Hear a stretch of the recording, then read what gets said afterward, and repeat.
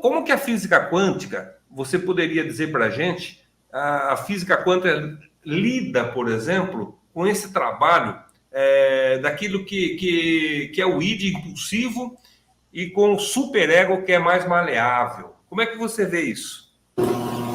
Vamos lá, um assunto bem interessante, né?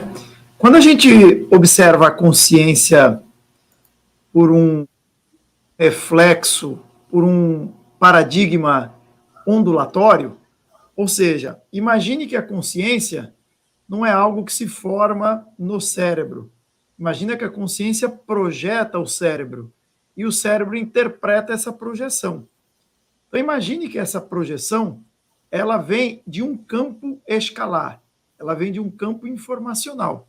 Então, imagine esse campo, que é algo que não é local, ou seja, não está aqui, não está também em um campo extrafísico ou espiritual, simplesmente ela está em uma região do espaço-tempo que, naquele local, apenas existe a sua projeção.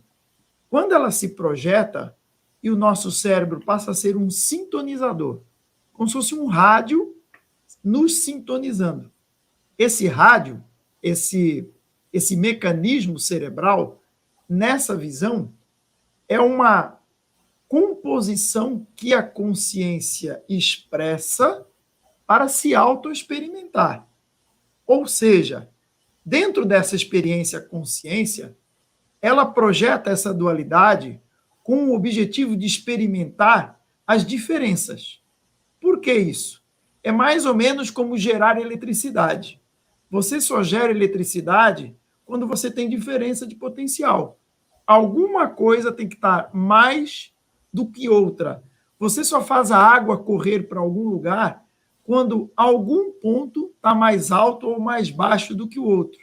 Então, os planetas giram em virtude de densidades gravitacionais. O vento só existe porque um lado do planeta está mais quente do que o outro, e assim sucessivamente. Ou seja, nessa visão de dualidade, eu enxergo que a consciência se projeta e, para a necessidade dessa dualidade, ou seja, para a necessidade de haver fluxo, é a mesma coisa que eu, como um criador de alguma coisa, vou construir um rio. Só que esse rio, da uma ponta até o seu extremo, estão na mesma altitude. Então, não vai correr o rio para lugar nenhum. Eu não tenho água em movimento. Então, eu não tenho um rio. Eu tenho uma lagoa.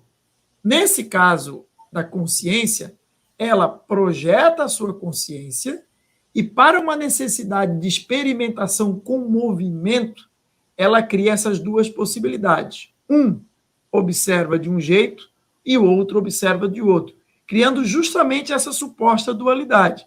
Faça isso, mas será que é para fazer?